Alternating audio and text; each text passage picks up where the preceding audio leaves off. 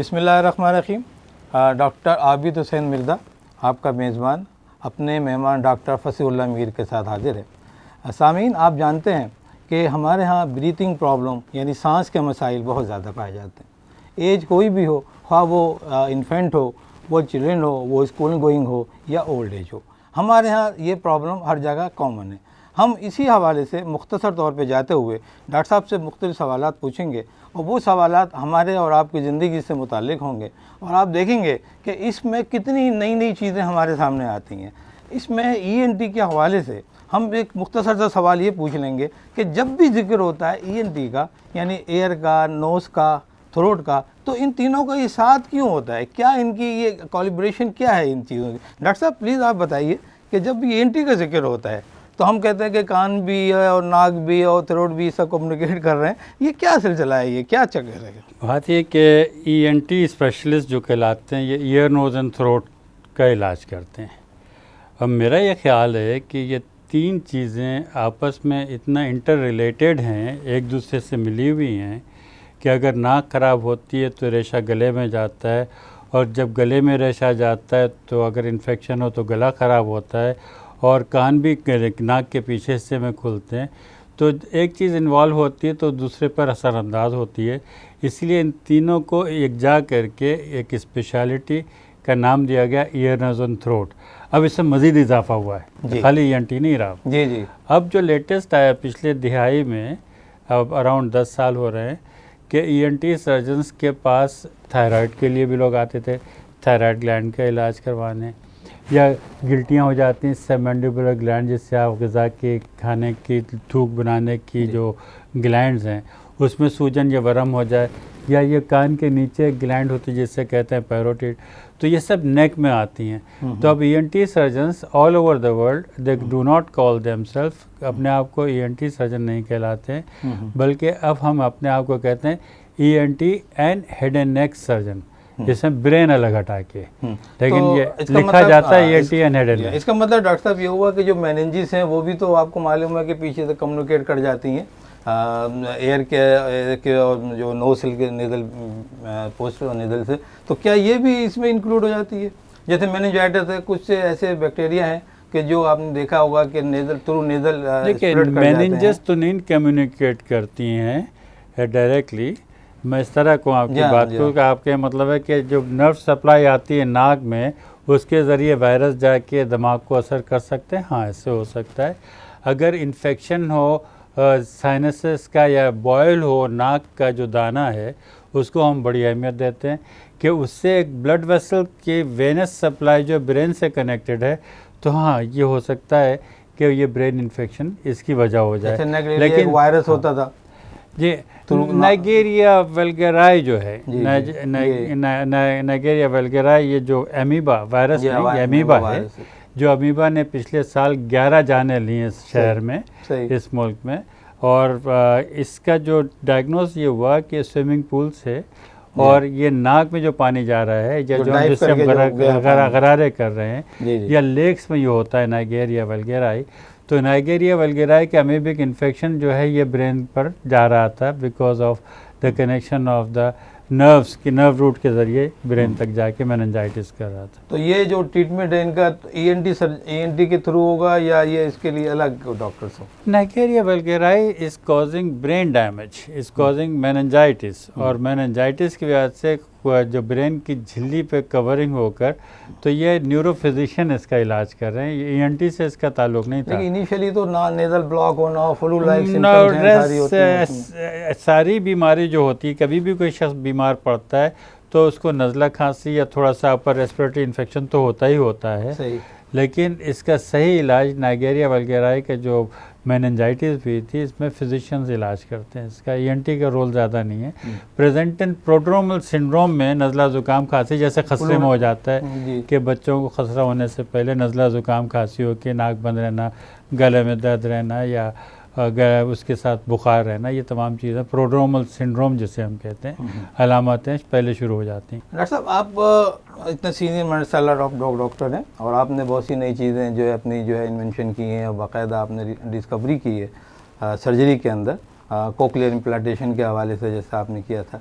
तो मैं सर अब ये जानना चाहता हूँ कि नेज़ल ऑब्स्ट्रक्शन जो है ये क्या है, मतलब नेज़ल ऑब्स्ट्रक्शन से ही जो है, जो भी हमने देखा है कि बहुत से लोग आते हैं पेशेंट, मोस्टली जो है वो कंप्लेन उनकी नेज़ल ऑब्स्ट्रक्शन से स्टार्ट होती है और फिर वो एक्सटेंड हो, एयर भी इन्वॉल्व हो गया उसमें और साइनसेस बंद होने लगे और फिर वो जो हेडेक हो गया और सीवियर हेडेक में चले गए। तो ये सब ये क्या है, हम इस तरह कैसे इन्वॉल्व हो रहे हैं, ये क्या प्रॉब्लम्स हैं ये? बात ये है कि नाक का बंद होना जी खुद एक जो है बंदे को मजबूर कर देता है डॉक्टर के पास आने के लिए, क्योंकि रात को नींद से उठना, मुंह का खुश्क हो जाना और नाक बंद होने के साथ ही फिर सर में दर्द होने लगता है। तो नेज़ल ऑब्स्ट्रक्शन की आपने वजूहात मुझसे पूछी हैं, कॉजेस, तो ये कि बच्चे जब पैदा होते हैं तो नेज़ल ऑब्स्ट्रक्शन उनको हो सकता है कि नथने ही बंद हो उनके, क्योंकि नथने जो है बाद बच्चों के खुलते नहीं हैं। और ये जब हमारी बॉडी ग्रो हो रही है तो बहुत सारी चीज़ें एक होल सा है, उसमें चीज़ें बन रही हैं, फिर उसमें सुराख पैदा हो रहा है। तो नाक का सुराख पूरा डेवलप ना हो तो पीछे नथने खुलते नहीं हैं, तो बच्चे वो दूध नहीं पी सकते। कॉर्नल एट्रीजिया कहते हैं, पीठ से भी आता है ये आपके टॉपिक में। कॉर्नल एट्रीजिया में बच्चा दूध नहीं पिएगा, सांस नहीं लेगा, दूध पिएगा तो एकदम चौंक के छोड़ देगा और एकदम उसको अच्छू सा लगेगा कि जिससे दूध या पानी जो है सांस की नाली में चला जाए।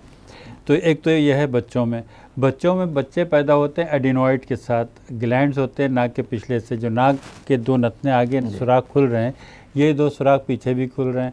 जहाँ ये सुराख खुल रहे हैं और नाक से सांस हम लेते हैं, गले से होती हुई फेफड़ों में जाती है, वहाँ पर एडिनॉइड जो है फॉलिकुलर टिश्यू ग्लैंड्स टॉन्सिल की मानंद गुदूद हैं जो बच्चों के पैदा होते हैं, पैदा होते वो रिग्रेस करने लगते हैं, सिकुड़ जाते हैं खुद ब खुद।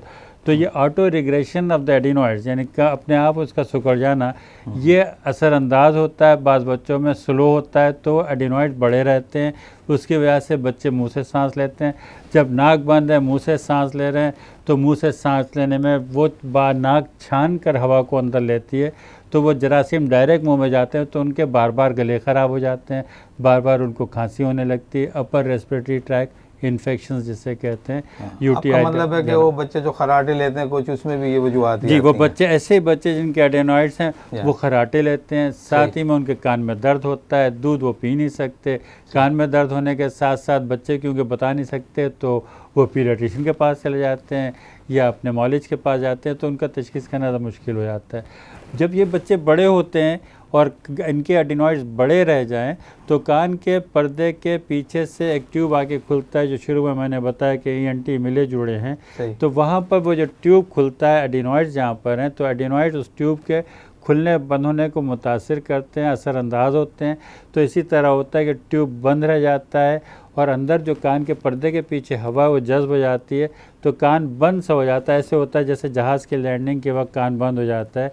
इस कैफियत के देर तक रहने से कान के पर्दे के पीछे फ्लूइड जमा हो जाता है, जिसे नज़ले का पानी हकीम लोग कहते हैं। एक्चुअली वो नेगेटिव प्रेशर की वजह से, क्योंकि कान का साख मैं बता दूं तो लोगों के समझ में आ जाएगा, सामीन के नाजरीन के कान के पर्दे के पीछे का हिस्सा जो है, ये पर्दे से लगी 3 हड्डियाँ, जब वो हड्डियाँ हिलती हैं तो अंदरूनी कान का पानी हिलता है, वो हिस्सा है मिडल ईयर, और मिडल ईयर नाक के पिछले हिस्से में खुलता है एक ट्यूब से, और ये जो मिडल ईयर में हवा होती है जो नाक से अंदर बाहर आती जाती रहती है, ये हवा अगर ट्रैप हो जाए तो इस हिस्से में नेगेटिव प्रेशर होता है, नेगेटिव प्रेशर होकर पानी जमा हो जाता है, पानी जमा होता है तो हड्डियां पहले हवा में हिल रही थी, पानी में हिल रही तो रुकावट मिलती है, पानी बहुत देर तक रह जाए तो उसमें लेस पैदा हो जाता है, तो इसका नाम रखा हमने ग्लू ईयर, के गोंद जैसी कंडीशन हो जाती है कान के पर्दे के पीछे, तो बहरापन हो जाता है। और ये बहरापन अगर बहुत इसका इलाज सही ना हो तो दायमी हो जाता है, परमानेंट हो जाता है और बड़ी माजूरी पैदा करता है। तो ये हुआ नाक के बंद होने से, कहाँ हम कान पर पहुंच गए। तो नाक का बंद होना बजाते खुद जो है एक ऐसी चीज़ है कि इसका हल होना ज़रूरी है। अगर नाक बंद है, एलर्जी की वजह से बड़ों में आ जाते हैं अब हम कि नाक में एलर्जी है बार बार, या चोट लग गई, नाक की हड्डी टेढ़ी रह गई तो दूसरी तरफ का गोश्त बढ़ने लगता है। जब सही से हवा अंदर नहीं जाएगी तो चेहरे पे लगी हड्डियाँ, पेशानी की हड्डियाँ, गाल की हड्डियाँ जो अंदर खोखली हैं और ये बारीक से सुराख से नाक के अंदर खुल रही हैं, अगर वो सुराख बारीक सा बंद हो जाए, क्योंकि नाक की हड्डी टेढ़ी है, जब सही उसका फंक्शन ना हो, तो क्योंकि ये जो रेशा है साइनसेस का, खोखली हड्डियों का, नाक से होता हुआ गले में जा रहा है। हर आदमी रेशा बना रहा है साइनसेस में, और ये नाक के गुजरते हुए नाक से गले में जा रहा है, जिसे हम रोज़ पी रहे हैं। और इसके जो है फंक्शन ये कि ये प्रोवाइड करता है लुब्रिकेशन मुंह में थूक के अलावा।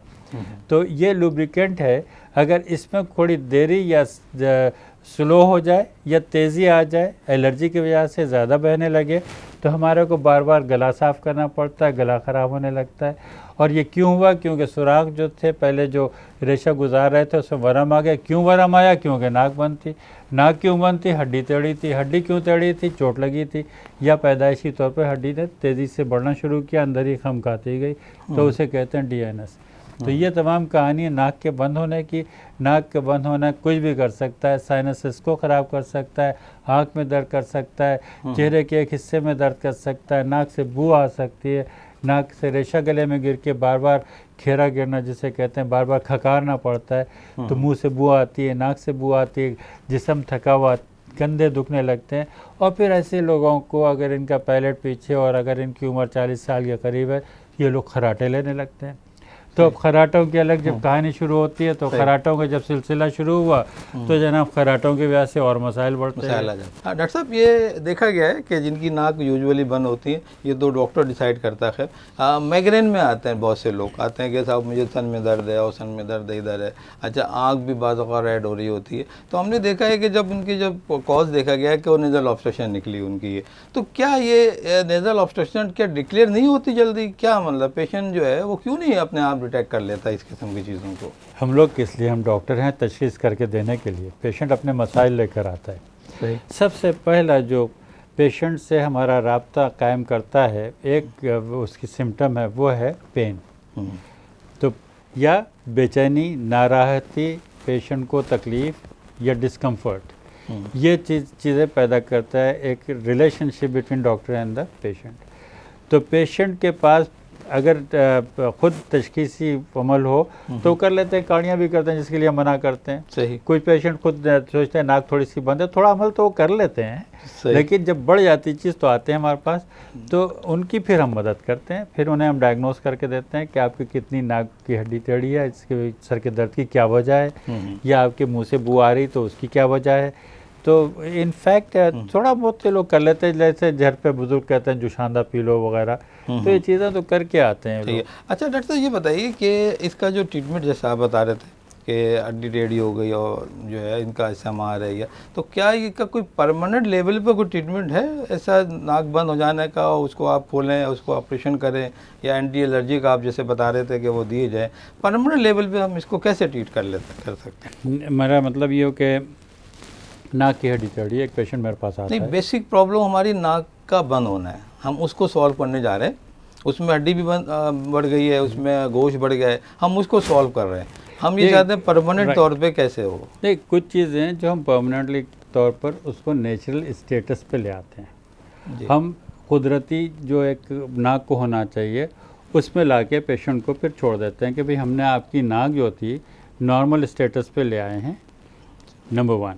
अगर उसके साथ में उस नाक में हड्डी के टेढ़ेपन का खाली था, साइनसेस नहीं थे, तो साइनसेस की अगर ज़रूरत है तो साइनसेस के उन सुराख को भी बड़ा करके नॉर्मल कर देते हैं और नाक की हड्डी को भी सीधा कर दिया, तो बंदे को हमने एक नॉर्मल बना दिया दोबारा, जो एक नेचर को हम एक्सपेक्ट करते हैं नॉर्मल नाक किस तरह होना चाहिए, उस पोजीशन में आए। फिर उसको कभी नज़ला हो सकता है कि हो जाए, फिर उसको कभी चोट लग सकती है कि दोबारा सूजन हो जाए, कभी अंदर वरम हो सकता है या फुंसी हो सकती है कि बॉयल ऑफ द नोज से फिर दोबारा हो जाए। तो हमारे जो कोशिश होती है कि पेशेंट को नॉर्मल स्टेटस में ले आएँ, नंबर 1। कुछ चीज़ें ऐसी होती हैं जैसे नाक की हड्डी टेढ़ी है, साथ में उनके कुछ एलर्जिक कंडीशन इतनी बुरी तरह है कि अंदर पॉलिप बन गए। यानी पॉलिप क्या होते हैं लोगों को बतलाऊं कि नाक में सूजन हो जाती है, आंवला सा आ जाता है, जो नज़ले में अक्सर होता है। तो हम नाक साफ़ करते रहते, फिर वो सूजन कम हो जाती है तो नज़ला चला जाता है।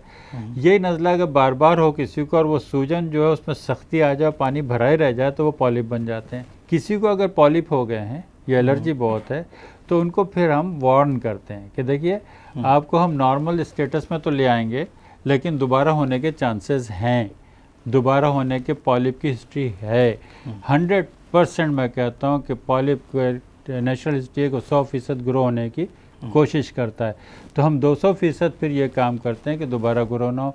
तो उसके लिए हमने पेशरफ्त किए, उसके लिए बेहतर तरीके इलाज निकाला, बेहतर सर्जरीज, बेहतर इन्वेंशंस किए हैं। डॉक्टर साहब आपसे एक सवाल ये थोड़ा मुझे करना था कि ये जो नाक की हड्डी बढ़ जाती है, डीएनएस हम जिसे शायद कहते हैं, और इसका जो ऑपरेशन होगा SMR थी, इसका रिकरेंसेस क्या है?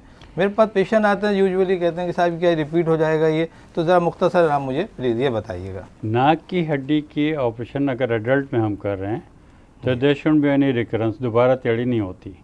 अब निकालते हमने आधा छोड़ दिया, टेढ़ापन छोड़ दिया, या उसका इस पर कहते हैं उभार छोड़ दिया, तो करने वाले की अपनी मुश्किलात, अपनी कामयाबी या तजुर्बे की बात आती है कि उन्होंने पूरा नहीं किया। आम तौर पर जिसका हम मुकम्मल सही ऑपरेशन कर देते हैं एडल्ट्स में, दोबारा नहीं होता, नंबर 1। नंबर 2, ऐसे बच्चे जिनकी नाक की हड्डी बहुत टेढ़ी है, लोग बरसा बरस इलाज नहीं करा, दोबारा हो जाएगी, उनके दोबारा हो सकती है। अच्छा। लेकिन उनकी नाक के बंद होने को खोलना ज़रूरी है, क्योंकि बच्चे की उम्र है 7 साल, और वो 10 साल और इंतज़ार करेगा कि मैं 17 साल का हो जाऊं तो मेरी नाक खुले, तब मैं नाक से सांस ले सकूं। उसकी पढ़ाई में हर्ज होता है, उसको बार बार गला ख़राब होता है, उसके बार बार सीने में इन्फेक्शन जाता है, क्योंकि नाक की हड्डी टेढ़ी है। उसका हम 7वें साल, 5वें साल, 3 साल के बच्चे की मैंने किए, उसमें इस एहतमाल से करना पड़ता है, क्योंकि ग्रोइंग एज है बच्चों की, उम्र के साथ साथ हड्डी नाक की बढ़ रही है, तो उसका उतना मार्जिन छोड़ते हैं, तो उसमें ज़्यादा चांस होता है रिकरेंस का। हाँ, उसमें आउट से recurrence charges about 30 to 35% recurrence होता है। जब ये रिकरेंस बच्चों में होता है तो हम सर्जरी क्यों करते हैं? क्योंकि सर्जरी के फ़वाइद ज़्यादा है, ना करने के नुकसान ज़्यादा हैं। सही, तो इसलिए की जाती है। सही, पेशेंट के बेनिफिट में होती, वरना जिसकी हमने सर्जरी नाक की हड्डी एक दफ़ा सही की है तो दोबारा टेढ़ी नहीं होती है। डॉक्टर साहब मुझे आप ये बताइए कि ये टॉन्सिलाइटिस ये जो है इसका भी कोई ताल्लुक बनता है नोज़ के साथ? ऑफ कोर्स, देखिए नाक अगर बंद रहे तो हम मुँह से सांस लेते हैं, तो टॉन्सिल में इन्फेक्शन हो गया। टॉन्सिल में इन्फेक्शन होता है तो टॉन्सिलेक्टमी करते हैं, यानी टॉन्सिल का ऑपरेशन करते हैं। तो लोगों को एक बता दो, टॉन्सिल का ऑपरेशन जब करना ज़रूरी है, लाजमी तौर पर करना चाहिए, लेकिन उसके चंद उसूल हैं। जो बार बार गले आ रहे हो 5-6 दफ़ा से ज़्यादा साल में, गले की ग्लैंड्स बढ़ गई हों, या एक बहुत इंपॉर्टेंट फैक्टर है जिसे मैं बताना चाहूँगा कि जिस्म में टॉन्सिल्स जो हैं मदाफ़ियत के लिए एंटीबॉडीज़ बना रहे हैं, साथ ही साथ वो एक बाई प्रोडक्ट एंटीबॉडीज़ बना रहे हैं ख़राब वाली। तो बाई प्रोडक्ट ख़राब एंटीबॉडीज़ का लेवल अगर ज़्यादा बढ़ जाता है, 300 यूनिट या 200 यूनिट से ऊपर चला जाए, 300 यूनिट से ऊपर पे तो टॉन्सिल को निकाल ही देते हैं। तो उसके नुकसानात बहुत हैं, उस ख़राब एंटीबॉडीज़ के जो टॉन्सिल बना रहा है, वो ख़राब एंटीबॉडीज़ बनाने की वजह से जोड़ गठिया हो सकता है, गुर्दे ख़राब हो सकते हैं, या दिल के वाल्व्स ख़राब हो सकते हैं। तो बड़ी ख़तरनाक बात है। लेकिन हर टॉन्सिल जब ख़राब हो रहा है वो ख़राब एंटीबॉडीज़ नहीं बना रहा है, इसका ब्लड टेस्ट होता है, करवा लेना चाहिए। और अगर टॉन्सिल की ज़रूरत है तो बड़ा मामूली सी सर्जरी है और कम पैसों वाली सर्जरी है, आराम से टॉन्सिल निकल आते हैं, लेकिन उसकी वजह होनी चाहिए निकालने की। मेरे पास टॉन्सिल के ऑपरेशन बहुत कम होते हैं, उसकी वजह शायद ये कि मैं बड़ा स्ट्रिक्टली कंट्रोल करता हूँ टॉन्सिल के ऑपरेशन को कि इंडिकेशन 100% हो, तभी मैं करता हूँ। तो टॉन्सिल की सर्जरी ज़रूरी है, जब होती है तो करना चाहिए, वरना बहुत बड़ा नुकसान हो सकता है। उसकी कोई कॉम्प्लिकेशन ड्यूरिंग ऑपरेशन कोई ऐसी हैं? ब्लीडिंग इज़ अ कॉम्प्लिकेशन, लेकिन इन गुड हैंड्स, अच्छे तजुर्बे वाले उसमें कोई। डॉक्टर साहब एक बात ये पूछना चाह रहे थे कि टॉन्सिलेक्टमी के लिए जो हमारे पास पेशेंट आते हैं यूजुअली, वो बच्चे जब होते हैं हम उनसे कहते हैं कि आप इनका ऑपरेशन करा लें, तो कहते हैं साहब बड़े हो जाएंगे तो करा लेंगे, तो ये क्या है? ये हमारे लोग डरते हैं बहुत। एक्चुअली मैंने इंग्लैंड में कोई 8 साल गुजारे हैं, वहाँ पे ENT में जब मैं कर रहा था, तजुर्बा ले रहा था, तो वहाँ की टॉन्सिल की उम्र बच्चों की जो मैंने किए हैं या जो मैंने देखे हैं जिन यूनिट्स में, तो वो 3 साल से लेके 8 साल तक मैक्सिमम नंबर ऑफ पेशेंट थे। एडल्ट्स के भी कभी कभार होते थे, लेकिन मेजॉरिटी की जो थी उम्र बच्चों की, और अभी भी जो वहाँ पर की जाती है, 3.5 साल से 3 साल से शुरू हो जाते हैं और टॉन्सिल के ऑपरेशन की एज, और 8-10 साल तक में सब फारिग हो जाते हैं, या तो ठीक रहते हैं, टॉन्सिल की ज़रूरत ही नहीं पड़ती, या करना होता है तो वही एज है। हमारे लोग ज़रा डरते हैं। बहुत इंपॉर्टेंट। डॉक्टर साहब, अब हम कान की तरफ आते हैं। हाजिर। हाँ, अब कान की तरफ आपको मालूम है ये कि ये जो हमारे यहाँ एक डेफनेस है, बहरापन का जो एक तरीका है, हाँ, बाज़ औक़ात तो ये होता है कि ओल्ड एज में हम ये महसूस करते हैं, लेकिन देखिए कुछ पैदाइशी भी नुक्स होते हैं, कुछ ड्यूरिंग लाइफ में मुख्तलिफ इवेंट्स के तहत ये आ जाता है। तो हमारे यहाँ मोस्ट कॉमन कॉजेज़ इसके डेफनेस के क्या हैं? ये देखिए, सबसे कॉमन कॉज जो दुनिया में है वो यहाँ पर भी है कि बच्चों में एडिनॉइड्स। सही, ठीक है। दूसरी जो हमारा डेफनेस की जो पैदाइशी वजह है, कज़न मैरिजेस हैं, उससे बच्चे गूंगे बहरे पैदा होते हैं, गूंगे रह जाते हैं क्योंकि बोलना नहीं सीखते। और यही बदबख्ती है कि 2000 से पहले, जब तक मैंने कॉकलियर इम्प्लांट की इब्तिदा नहीं की पाकिस्तान में, लोग बाहर जाके कॉकलियर इम्प्लांट का ऑपरेशन करवा रहे थे। वो बच्चे जो दोनों कानों से बिल्कुल नहीं सुन सकते हैं, उनमें यह ऑपरेशन होता है। अब आगे बढ़ते हैं, जब बच्चे नॉर्मल पैदा होते हैं लेकिन उनके एडिनॉइड्स हैं या नाक बंद होती है, उसकी वजह से कानों पर असरअंदाज हो रहे हैं, तो ऐसे बच्चों को ग्रोमेट लगाते हैं, यानी कान के पर्दे में एक हम चिप लगा देते हैं, ट्यूब लगा देते हैं, वेंटिलेटिंग ट्यूब, ताकि कान के पर्दे के पीछे, जिसका मैं जिक्र कर चुका, पानी जमा हो जाता है, वो जमा ना हो। उस पानी के जमा होने से, उसमें लेस पैदा होने से बहरापन हो जाता था। तीसरी वजह जो बहरेपन की है, कान बहने के बाद बहता रहता है, आहिस्ता आहिस्ता बहरापन होता है, और ये बहुत कॉमन हो रहा है आजकल। सही, कि लोग इसकी तरफ तवज्जो नहीं देते हैं, क्योंकि दर्द जा चुका होता है, एक दफ़ा कान से मवाद आ जाए तो दर्द ख़त्म हो जाता है। और जब ये जी परफोरेट कर जाता है कान का पर्दा, और पर्दे में जब सुराख हो जाता है और बहता है तो ज़्यादा तकलीफ नहीं होता। जब वो कान से बू आने लगती है और स्कूल से बच्चा जो बराबर बैठा वो शिकायत करता है कि इसके बराबर बैठ नहीं सकता, इससे बू आती कान से, तो तब लोग आते हैं, तो इट इज़ लेट, और ऐसे कान में बहरापन शुरू हो चुका होता है। औरतों में बहरापन होता है कि कान की लगी हुई हड्डियां सख्त होती हैं, तो वो है ओटोस्क्लेरोसिस। कान की उन सख्त हड्डियों को हम बदल देते हैं। अल्लाह का शुक्र है, मैं उन चंद डॉक्टर में से हूँ जो स्टेपिडेक्टमी यानी कान की उस नई हड्डी को निकाल के नई हम जॉइंट लगा देते हैं, तो वो कहलाती है स्टेपिडेक्टमी। अल्लाह का शुक्र है कि बहरेपन, बहते हुए कानों में जो बहरापन हो जाता है, वी हैव प्रोग्रेस माशाल्लाह। अब लेज़र होने से कि उसमें ग्रैनुलेशंस को लेज़र से पिघला दिया और कान को साफ़ करके और उसमें एक नई हड्डी बना देते हैं। जो हड्डियां अगर गल जाएं कान बहने की वजह से, तो उससे भी हम हियरिंग को रेस्टोर कर लेते हैं, बहरेपन को सही कर लेते हैं। तो बहरेपन का इलाज है, सर्जिकल ट्रीटमेंट इज़ देयर। और कान के बहते हुए कानों का इलाज करवाना चाहिए, वरना ये बहरापन कर देंगे। तो इसलिए कान को अहमियत इसलिए भी ज़्यादा देनी चाहिए कि अभी मेरे पास इस 2-4 महीने में 2-4 यंगस्टर्स आए, जिनको एक जगह जॉब मिली और जॉब मिलने के बाद छूट गई क्योंकि उन्हें कम सुनाई देता था। और कम क्यों सुनाई देता था? दोनों कान बह रहे थे, माँ बाप ने इलाज नहीं करवाया, तो अब रोते हुए आए कि जी इसको कुछ कर दें, मेरी 2 जगह से जॉब छूट चुकी है, 2 लड़कियाँ, मैं चौंक गया। तो ये हमारे पेरेंट्स को सोचना चाहिए कि बहते हुए इन कानों में खाली रुई लगाने से आप बच्चे की मदद नहीं कर रहे हैं। आप अपने हुकूक लिबात की अदायगी के लिए उसका सही इलाज कराइएगा, उसका सही ट्रीटमेंट कराइएगा। कान खुश्क होने के बाद या कान खुश्क ना हो तो भी ऑपरेशन करा के उससे खुश्क करें और सुनाई देने को बेहतर। डॉक्टर, मुझे एक बात ये बताइए कि जैसे ये कान के जो अमराज बढ़ते जा रहे हैं, तो क्या हमारे यहाँ अवेयरनेस नहीं है? क्या लोगों को आगाही नहीं है इस काम की कि ये इलाज इनका होता है? क्या ये कि ये बहुत महंगा होता है इलाज? एक्चुअली दो चीज़ें हैं। अवेयरनेस नहीं थी, अब होने लगी है। जैसे आपने मुझे बुलाया है चैनल पर, तो अब हमारे इस मीडिया के प्रोग्रेस करने से, बहुत सारे चैनल्स आने से और बहुत अच्छे हेल्थ प्रोग्राम्स आने से अवेयरनेस लोगों में होती जा रही है, और अवेयरनेस की ज़रूरत भी है मज़ीद। अच्छा, दूसरी चीज़ रही कि हाँ, इलाज महंगा है। अच्छा, इलाज महंगा है, लेकिन कुछ लोग हैं जो हर एक के काम आते हैं। इंसान अच्छा वो जो दूसरों के काम आए।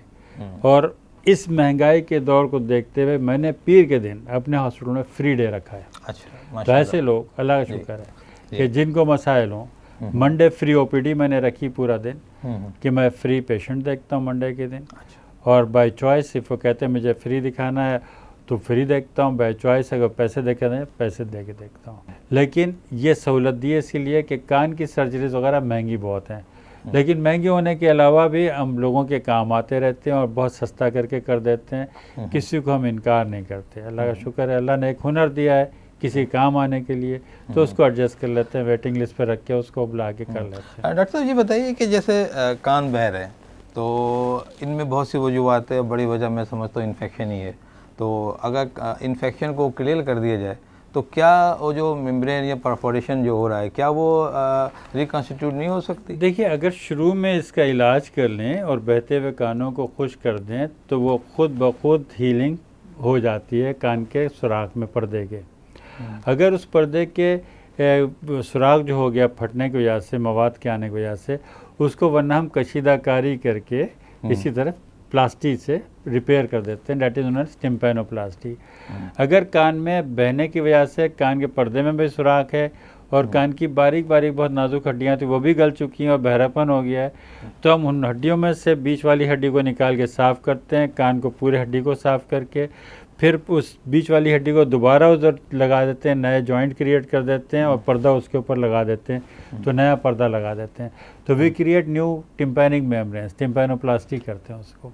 ये भी कोई बहुत महंगा इलाज तो नहीं है? देखिए, इलाज तो ये तमाम इलाज में बहुत महंगे इंस्ट्रूमेंट्स इस्तेमाल होते हैं, तो कॉस्ट तो होती है, लेकिन ये पब्लिक सेक्टर हॉस्पिटल में भी ये ऑपरेशन हो रहे हैं। और मैंने जैसे कहा ना कि इलाज है, उसे महंगे सस्ते का तो होता है कि अब देखिए ना, पहले कार्डिक बाईपास ऑपरेशन कितना कॉस्टली था, सही। अब बहुत जगह हो रहा है, बहुत सस्ता हो गया है, तो इट इज़ अफोर्डेबल आउट से कि यहाँ ये करवाया सकते हैं। डॉक्टर साहब एक बात ये पूछना था कि जो डेफनेस है ये बायलैटरल होती है यूजुअली, ये आपके ख्याल में क्या ये यूनिलैटरल भी होती है?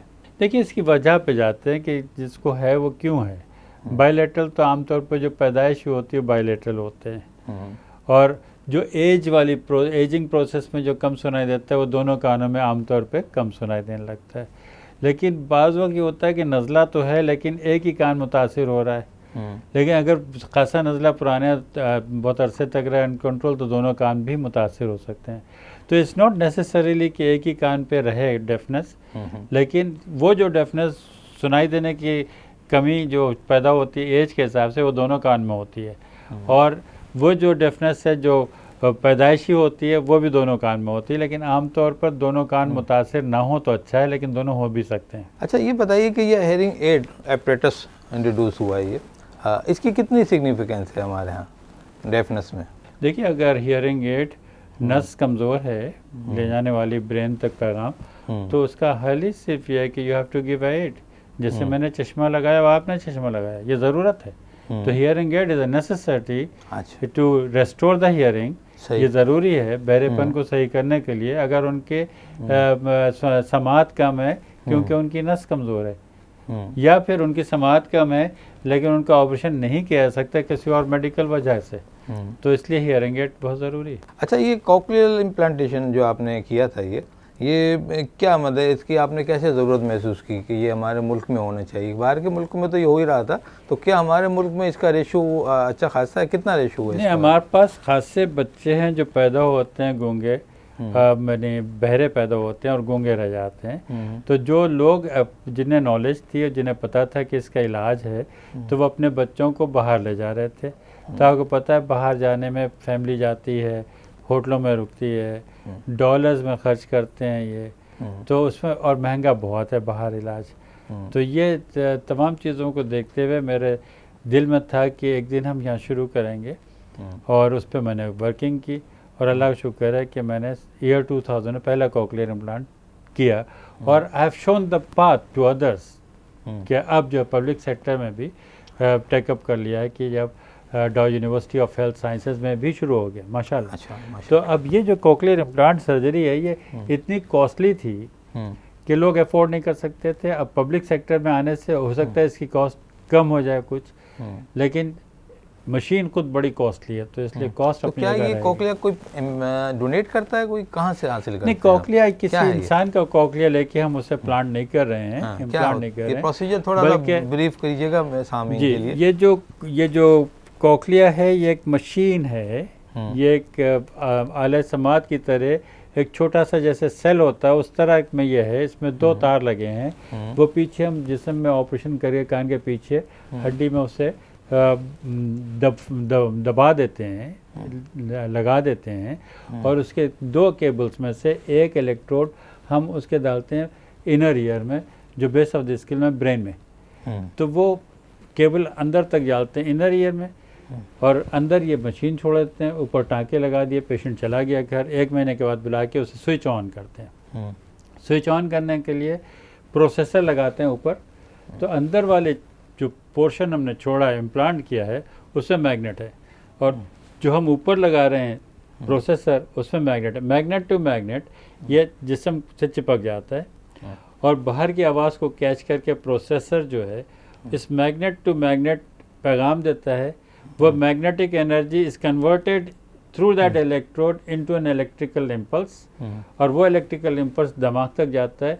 तो इस तरह जो बात हमने की वो मैग्नेटिक उसमें गई, मैग्नेटिक शेप में गई, magnetic energy has change into electrical impulse, उस इलेक्ट्रिकल इम्पल्स से दिमाग को पैगाम गया, फिर दिमाग ने तजिया किया कि किसी ने क्या कहा। इसका मतलब तो ये हुआ कि एक एक्स्ट्रा एयर आपने लगा दिया, छोटा सा मिनी एयर जो है वो काम कर रहा है। माशाल्लाह साइंस ने बड़ी तरक्की की और इसमें आपका बड़ा अच्छा शेयर है इसके अंदर। डॉक्टर साहब, मैं एक छोटी चीज़ें पूछना चाहता हूँ।